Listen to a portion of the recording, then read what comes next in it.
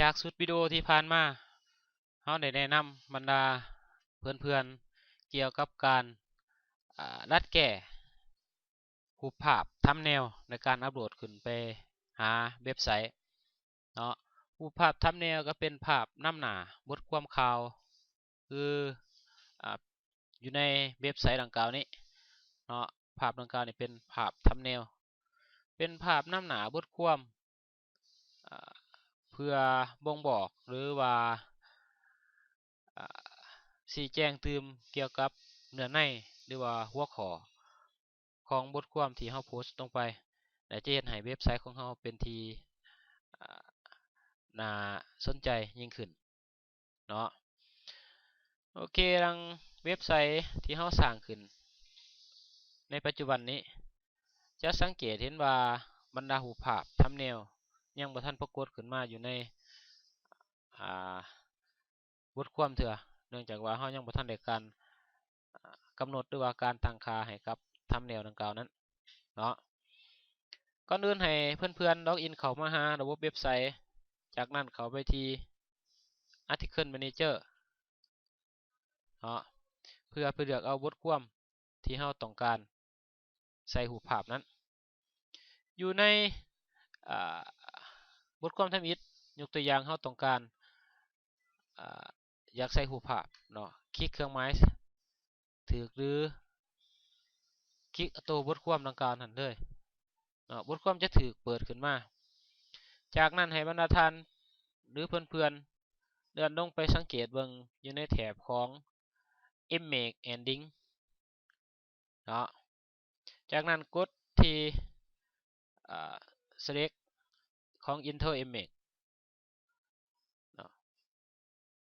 ไปเลือกหาบทความรูปภาพที่ประกอบบทความก็คือภาพที่เราโพสต์ลงไปเนาะยกตัวอย่างก็คือภาพนี้เป็นภาพประกอบบทความเนาะเราก็คลิกใส่เลือกที่ Insert เนาะ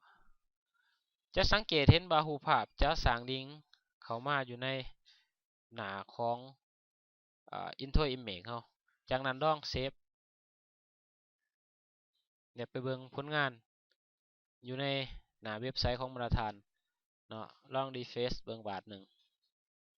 รีเฟรชบทความดังกล่าวอยู่ในหน้าที่เท่าไหร่หน้าที่โอเคอยู่ในหน้าที่2เนาะเราจะสังเกตเห็นรูปภาพปรากฏขึ้นมาอยู่ในหน้าของบทความเนาะลักษณะนี้เป็นต้นเนาะและส่วนบทความอื่นๆก็ลองให้เพื่อนๆโอเคตัวนี้ลองมาจัดขึ้นอีกตัวหนึ่งเห็นว่ามันมีการยะห่างหรือว่าแตกแถวไป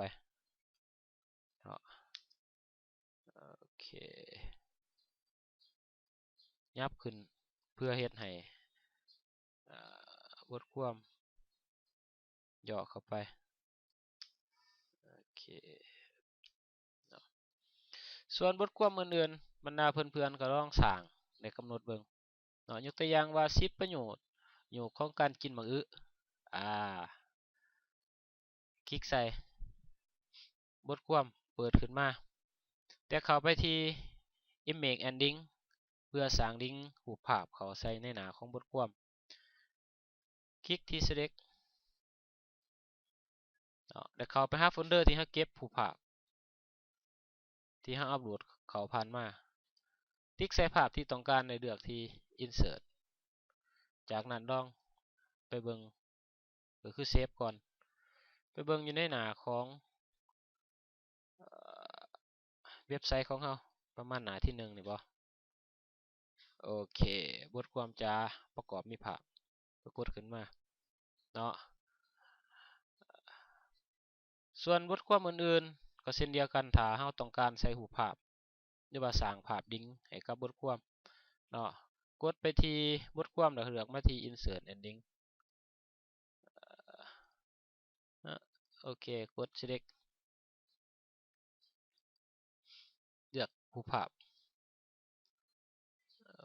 ตามที่เราต้องการเนาะนี่เป็น วิธีการหนึ่งที่สร้างลิงก์เขามาใส่ก็คือสร้างลิงก์รูปภาพเขามาใส่อยู่ในหน้าบทความหรือเขาเรียกว่าภาพทัมเนลให้กับบทความโอเคยังอีกบทความอื่นๆเนาะก็กำหนดเหมือนกันส่วนบทความอื่นๆเนาะเช่นเดียวกันหลังจากนั้นแม่นเฮาเข้ามาที่ image and link เนาะแล้วเขาไปเลือกหารูปภาพที่เฮาได้อัปโหลดไว้ว่ามันเก็บเมียนอยู่ในโฟลเดอร์ใดเนาะจากนั้นเซฟโค้ดออกไปเมื่อสำเร็จการกำหนดแต่ละบทความเนาะหรือว่าแอดภาพเขาตามแต่ละบทความแล้วให้บรรณาธิการลองไปรีเฟรชเบิ่งอยู่ในหน้าเว็บไซต์จะสังเกตเห็นว่ารูปภาพได้ปรากฏขึ้นมาอยู่หน้าเว็บไซต์ของเรา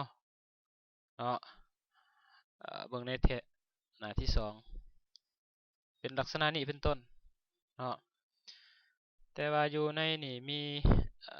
เราจะได้รัดแก้ขึ้นก็คือบทความนี้และอีกหนึ่งก็คือ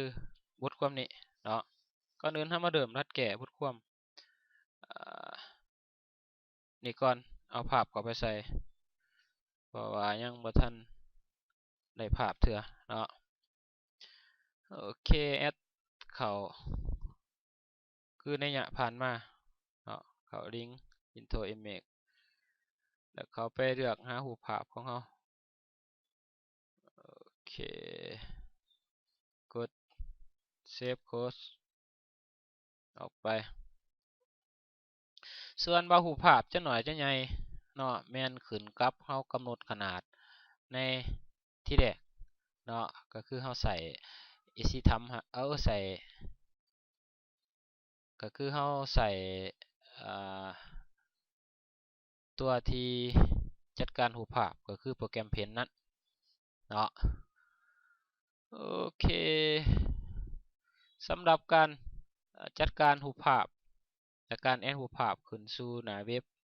เนาะขอเสนอเพียงสำนี้เนาะส่วนว่ารายละเอียดเพิ่มเติมรัดแก้แนวใดให้ตัวหนังสือที่มันอยู่ทั้งข้างของรูปภาพบรรดาเพื่อนๆก็ลองไปศึกษาแล้วก็ลองไปจัดเพิ่มเติมเนาะบ่มีหยังหลายเพียงตั้งแต่เฮาจัดบทความดังกล่าวอยู่ในเนื้อในเนาะหรือว่าจัดเนื้อในเพียงตั้งแต่เฮาจัดเนื้อในอยู่ในบทความดังกล่าวนั้นให้มันถูกต้องเหมาะสมก็สามารถใช้งานได้เนาะ